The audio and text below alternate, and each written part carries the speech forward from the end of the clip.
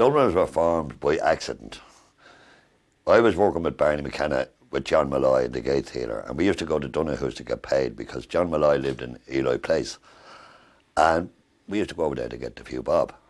And Barney and I one day said to Paddy O'Donoghue, do you mind if we play a tune? And Paddy said, yeah, but keep it down, Matt, you know. So Barney and I, from that day, I think it was on a Christmas Eve. No doubt Barney had a different version, but as far as I'm concerned, it was some Christmas Eve. At that time in Dublin, you couldn't play in pubs. The attitude in pubs in Dublin was a drink up and shut up. So if you sang a song, they'd stop you, and if you took out a musical instrument, they'd call the guards. You had to go to the country and read a country place called Raheny, and that's where you could have a session, which were out that far. It was in the country that time.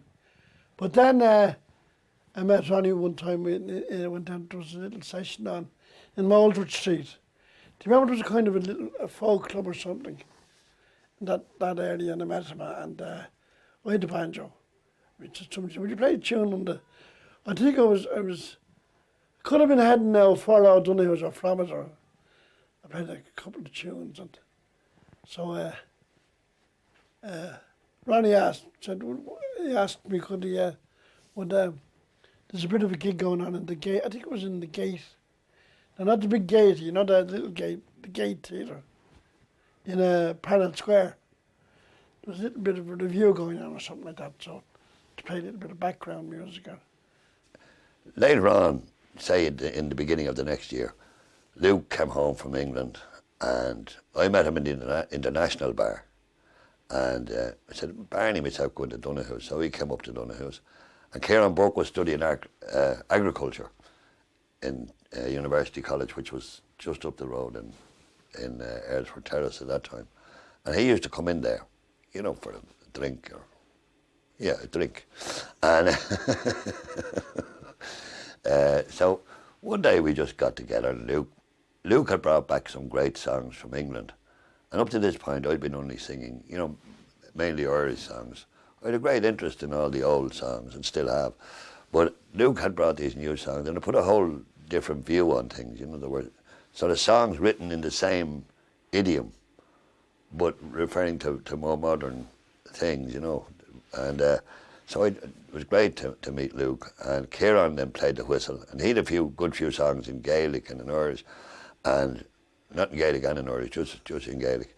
And you know, he used to sing them, and we got together and we'd have a song there, just enjoying ourselves. And eventually somebody asked us, you know, would you like to play in our place?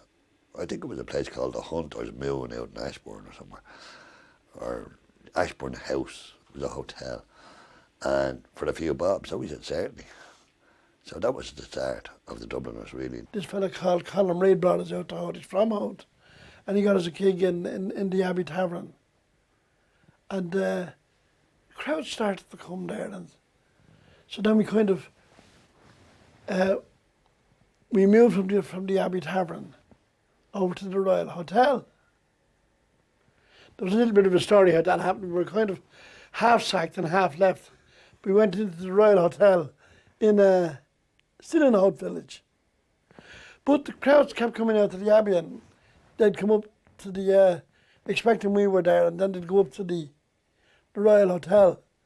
Now, by this time, they were all out in Hout, so everyone done well. After about a year, Luke decided he was going back to England again. So then, we, at this stage, were playing in the Royal Hotel in Hout. And John Sheehan and Bobby Lynch used to do the sort of interval, or, you know, what they now call it's port band. I used to play with a chap called Bob Lynch. I was dragged out of Caiety bands and playing in my front parlour. And Bob inveigled me to join him as a duo and some of the gigs around Dublin, just at the start of the revival of the folk scene, I suppose. And it took a lot of persuading, but Bob kept bringing me up, and eventually I went up to his house. And we played a few tunes, and he was delighted with the result. And he rang up Peggy Jordan, who was a kind of an agent for booking folk acts at the time. And he got me to play the Mason's Apron into the telephone. And Peggy was listening at the far end. And Bob beckoned me when I was finished, said, that's okay. And he continued on the conversation with Peggy. And he comes into the front room. He says, "That's grand. You passed the audition. We have 3 gigs next week as a duo." And I worked with Bob for about a year like that. And then when Luke left the Dubliners, around, when would it be? Around 63, I suppose. It left a big gap in the group, of course, and at the time the lads were doing a regular Saturday night show in the Abbey Tavern and then in the Royal Hotel in Howth. And so they asked Bob and myself if we'd come in and fill in during what Ronnie called the porter break. And we did that for a couple of weeks. And then, rather than go home after doing our spot, we just joined in with the lads for the second half, and people started talking about the new lads in the group. And we just kind of stayed on, you know. When Luke came back after another year, Bobby Lynch left. And so that left John there. So John's been there almost since the beginning. Young men, all of us in their teenagers, except Kieran, and Kieran would be very early 20s, and Ronnie in his mid-20s, because Ronnie is the eldest of the group. And you see, beards weren't accepted with young people in the 60s. That's a fact. I mean, on the continent, they'd be looking at you and they'd be whistling at you. Did you not know that? You realised that yourself, like, you know? And then we got used to it. And long hair wasn't accepted either. So the only one they accepted with a beard was Christ, you know. Except elderly men, older men. Like, you ever see the old photographs? And the old seamen used to have, the fishermen and sailors had beards, and the old soldiers, see, most of them had big moustaches with no beard. Do you know the photos? Well, in the 60s, it wasn't much more than that. You know, if you were elder Santa Claus could have one as well. And their Lord, that was all. And you had to be over 50 to have it, to be accepted, yeah. When we got on stage, we more or less recreated, without consciously doing so, what we were doing in the pub. And then there was such a contrast in the two voices. In Luke's voice, Luke had a beautiful singing voice. I mean, Luke could have been a great singer in any medium, I think. I mean, he had a lovely, clear voice. And then, on the other hand, I had this strange voice, which sounded a lot, in them days, you'd say it down a bit like that. It got a little bit sort of, at least more mellow. That's the only change I can say that happened to it for the good. But I think the contrast, and Luke was very generous. He'd have a song and say, "No, I think that'll suit you better." There was no sort of competition, which was nice.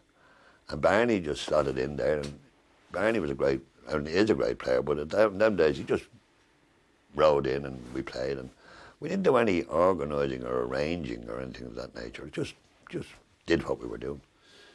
It was pretty chaotic, I suppose, really. I mean, on the one hand, there was an amazing raw talent there amongst all the members of the group, but it wasn't quite harnessed for commercial purposes, I suppose, and I could see a need for that to be done.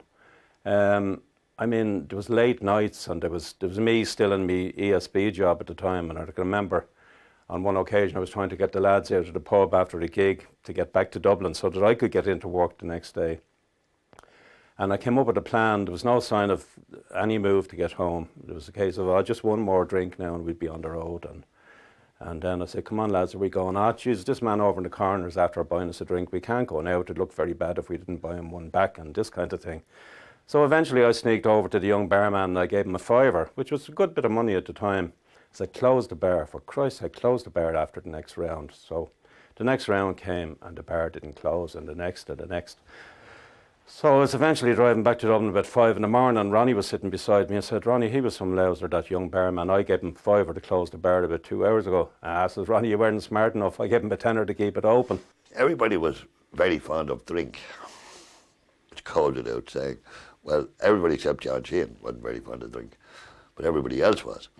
And, I mean, in those days, you know the way it was in Ireland in those days, there were two types of people. There was people who, when they suddenly get a few bob, they eat up, you know, squid away, the readies, you know, or else they say, "Oh, well, might be all gone tomorrow," you know.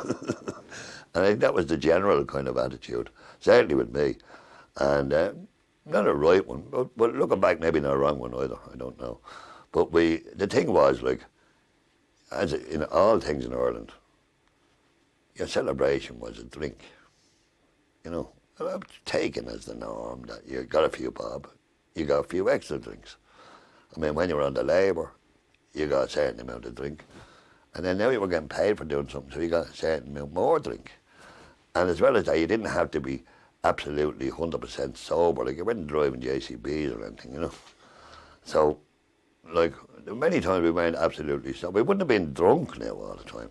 We were drunk a lot of the time after the gig and all that, but not like on the gigs. We managed to keep it together somehow. When we started, we were lucky to have, if you took Luke Kelly, you know what I mean, and Ronnie as the, he has that inimitable voice, you see, and great at singing the Zosima songs. He was great at, and he has the sound for it. And then, of course, you had Luke. I mean, Luke was just, he had that very original, and all his family are fine singers, but Luke brought in with the, Luke was very interested in the industrial ballads at the time, and he was a great pupil of Hugh McCall. So he learned, and you know, he wrote songs of all walks of life. Ronnie would be the original Dublin kind of, for the Dublin songs. Well, they sure are some of the seafaring songs. He has that sound.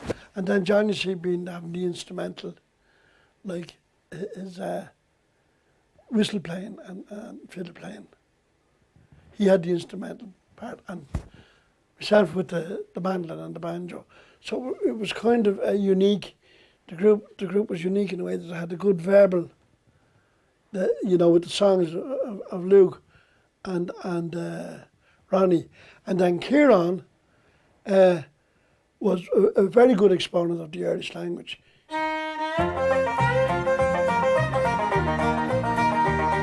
It kind of sneaked up on us, you know.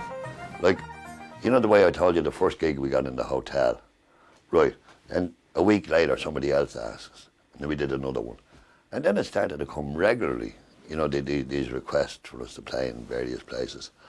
And then, of course, when we got in the top 20 in 1967 with 7 Drunken Nights, which, funnily enough, that song was given to me by Joe Heaney, as he was then known. Everybody knew him as Joe Heaney, but he's now better known as Joshua Heaney. And Joe gave me that song in O'Donoghue's pub. And I never regarded it as a good song, I mean, or a bad song. It was just a whimsical kind of a song, you know. Never a bit of crack to sing, but no great sort of profundity or this is a great message or anything like that. It was just a bit of crack. I thought it was a bit of a funny song, but I didn't think it was a great song, but it is in a way, except it was banned. Did Ronnie tell you about how it got banned and that? It was banned by, you know, the legions and the government. There was a couple of bishops gave out about it at that time, and there was nothing in it because it's associated. Like, we don't do that in Ireland and go out drinking every night and all this kind of rubbish, you know. Getting on to the Top of the Pops in 1967, I didn't regard it as any reflection of our talent, really. I mean, it was good and it was great to get on it, you know, but it proved to me that you don't have to have a good song for Top of the Pops. It depends on your marketing. We had a manager at the time, Phil Solomons, and he had a good cash register brain, I think, and he somehow saw the commercial potential in the song. And he said to us after he listened to it, he said, that's going to be your single. And we were kind of looking at each other saying, what does he mean, a single? 7 Drunken Nights, a single? But he was right, it was plugged to death on Radio Caroline, and eventually people started buying it and it got into the charts. From that we were heard in Holland and Germany and Denmark and all. Then we started going to all these places, Holland and Germany. And I really believe that we opened up the continent of Europe, you know, like Germany, and for other musicians. Not saying that we were the best, but we opened it up for other people.